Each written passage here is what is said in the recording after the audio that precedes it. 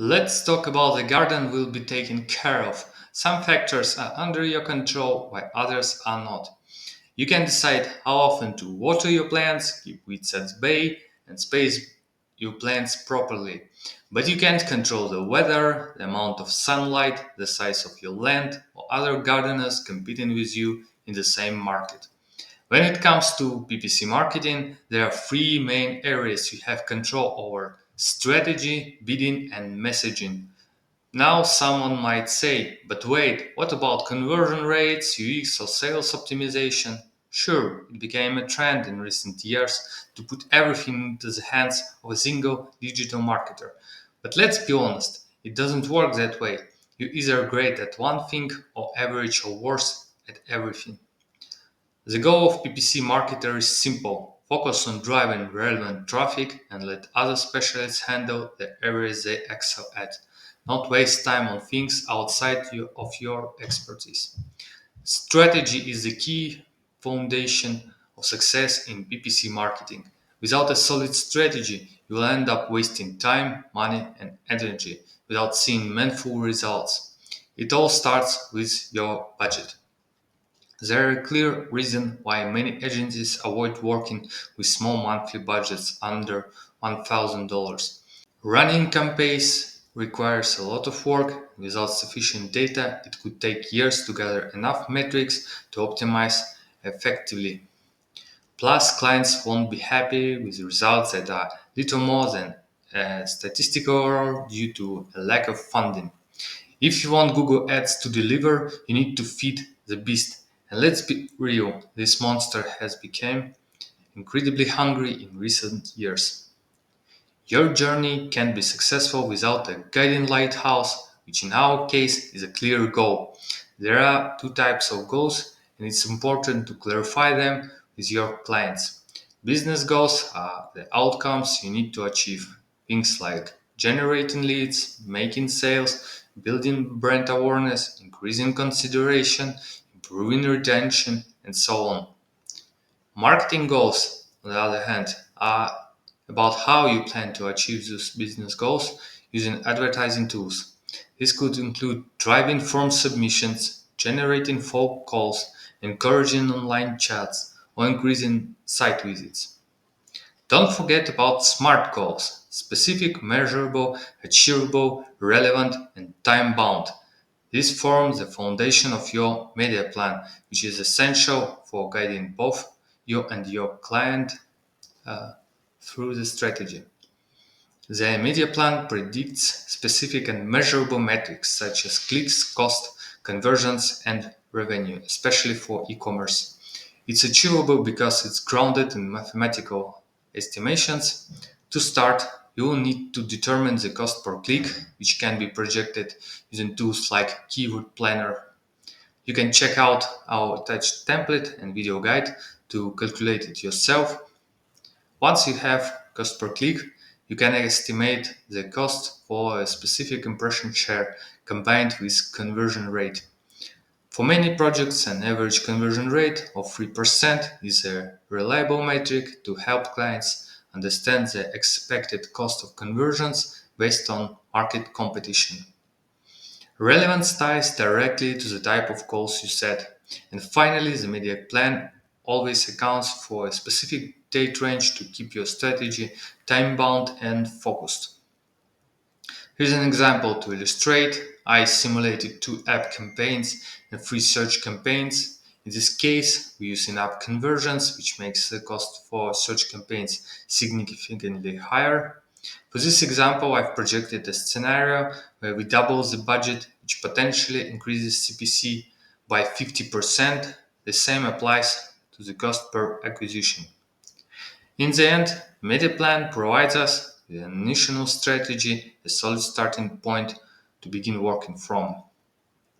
Next, we move on to my favorite part: targeting. So, what sets PPC marketing apart from traditional marketing? Think about it. TV commercials show feminine pads, diapers, or contraceptives to everyone, regardless of their age, gender, or intentions. A promoter handing out flyers does the same, giving them to anyone, whether they live nearby or have any interest in the business.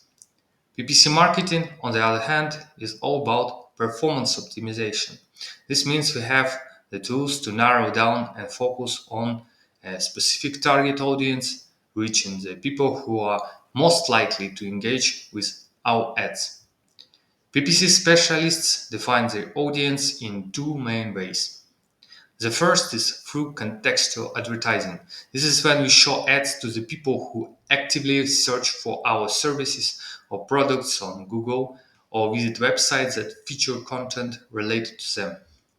The second way is by narrowing the audience using various targeting options like age, gender, interest, demographics, income, and many other patterns available in Google Ads. These two options, contextual advertising and audience targeting, are closely connected. When identifying the queries users might type, you need to understand who is typing them. For example, let's say you're building accessory dwelling units. Are you sure most people would search using that exact phrase? Probably not. Instead, people tend to search for solutions to their problems because they often don't know a technical term. They might type things like gym and yard, mother-in-law house, or pool house, but not accessory dwelling unit. The type of query also depends on who is searching. Are they young or old, single or married, with kids or without? Each group may use different terms. This is why your targeting must align with your product and service. The next point PPC specialists have control over is the message. Unfortunately, many advertisers overlook this, and AI often makes things worse. It's not enough to simply tell clients you have a product or service. Write your ad copies in an informative style. Avoid slogans or generic phrases. Remember, everyone claims to have the best prices, highest quality, or fantastic service, but these phrases are so overused they lost their meaning. Let's do the opposite. What if the ad says, worst prices, lowest quality, routine service, not for you, follow the grey reality, usual offer? Sounds absurd, right? As the comedian George Carlin said, And if every adult is special, then that means we're all special, and the whole ideal is a fucking meaning. the key is to focus on your unique selling propositions, USP. Don't just use value claims, explain them. I've seen so many ad copies filled with generic duplicates because advertisers assume those phrases are enough. For example, instead of saying best prices, share specific details like the number of discounts, the promotions date range, or even the actual price. And if your prices are high, don't mention them at all. Focus on the value instead. In place of highest quality, describe the materials or techniques used in your product or highlight your team's expertise.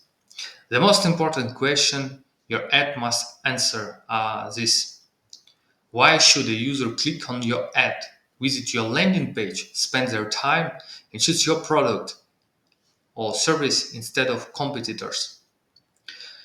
If you are a PPC specialist, focus on improving three key areas: strategy, targeting, and message. But keep in mind, if all these areas are on point and your client still isn't seeing conversions, the problem is likely on their side. There's not much you can do about it. Let's take an example. You are selling green apples and your campaigns capture relevant traffic. People searching for green apples with intent to buy. You've done your job. You've narrowed the audience by demographics, age, gender, and so on. Your message is clear, highlighting all the reasons why people should buy apples from you. But if, in the end, they don't buy, then the issue is with the client. There are a few possible reasons for this. Maybe the client has a bad reputation. They were previously selling red or rotten apples. Maybe the website has technical issues, looks overdated, or is glitchy. Or perhaps the business just doesn't have enough resources to fulfill all the orders, leaving customers unhappy. These are not your problems, they're the client's problems to solve. Your goal is to bring potential customers to them, and everything that happens after that is their responsibility. Of course, it affects your performance negatively, and you should try to communicate this to the clients. However, if they don't listen, focus on another project. This one isn't going to grow even if you are Ed Leak, Aaron Young, and John Moran combined. But your responsibility is definitely to not bring bad traffic. When you are selling apples, make sure your search queries are related to fruits and not the well known mobile brand. If you are selling premium apples, say it in your ad copies, or you will acquire people who are not ready to pay so much. Every click has a cost, and your goal is to fight for every click. Push less if you're wasting money, and push more if you see potential. I inspired to run your first campaigns, work on strategy, targeting, and message. Don't rush, because next time you'll be working with Google Sheets. You can build a house if you don't know how to hammer a nail.